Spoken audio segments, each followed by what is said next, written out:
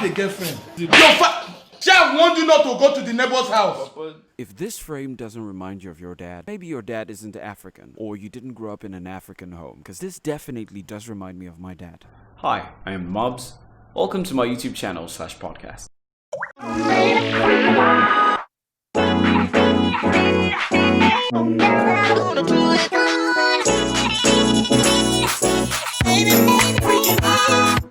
I was thinking of some ideas and going through some of the things I had written, some topics I was going to discuss on the channel last week. After I had made the post saying I'd make posts on Tuesdays and Fridays. So last week was last week. So this is the new week. This is the week where it all begins, alright? So I'm going through these topics and going through a couple of ideas, and then I stumble on my go-to social media comedians, and the one who best represents what I'm going to talk about, or the ones who best represent what I'm going to talk about today would be Craze Clown and Taooma.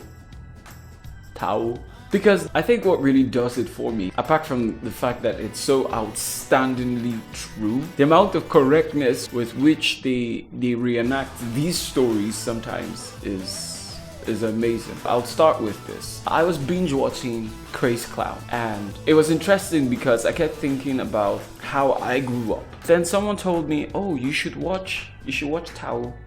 The slap Taooma receives. Even me who's watching, I feel the slap every single time.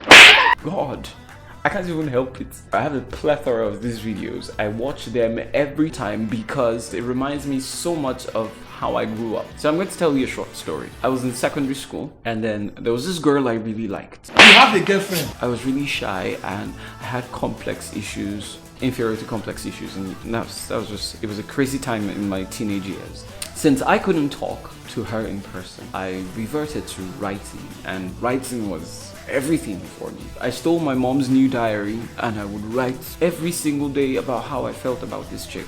Well, they suspected I stole the diary because I wasn't so much of a talking child, so my dad went looking for the diary. My father found all 3 diaries, read through, and kept them back and said nothing. Then, this happened.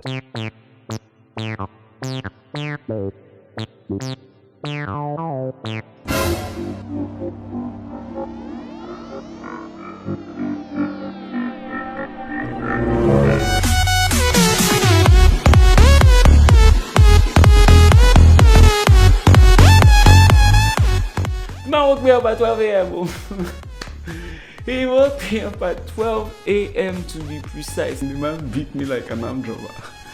And I kept hearing one thing: you are too bad, you are too bad, you are too bad. I've also heard a couple of stories about some of my friends who their parents beat them really mercilessly. Like, a lot of African parents have treated their children in past years, and it's quite different in recent time, because not a lot of parents spank or use a belt on their child. No, nobody. I don't think a lot of African parents still do that or believe in that.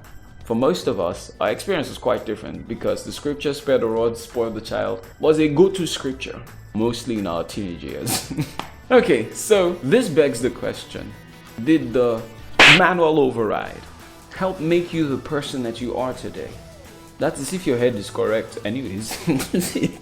Did it help shaping you? Did it help make you the person that you are today, or did it take from you? Did you lose self-esteem from any of that? Did the stern warnings about not going to your neighbor's house to watch television or eat at your neighbor's, or that stern look that says a whole lot more than being slapped, did it help you?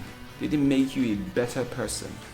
That's a question I've always asked. For me, I would say it did. When I think about growing up, I wonder how they coped. Like, I wonder how my parents coped with me as a kid, because I was terrible. So if this helped shaping you, or if this did something to you that you needed to correct much later in your adult years, or if you think that this measure is no longer applicable to training children in our time, day, and age, then you can also comment in the comment section. I'd love to read your own stories in the comment section. Please subscribe to my channel. Please subscribe to my channel. I'll see you again on Friday. Until then,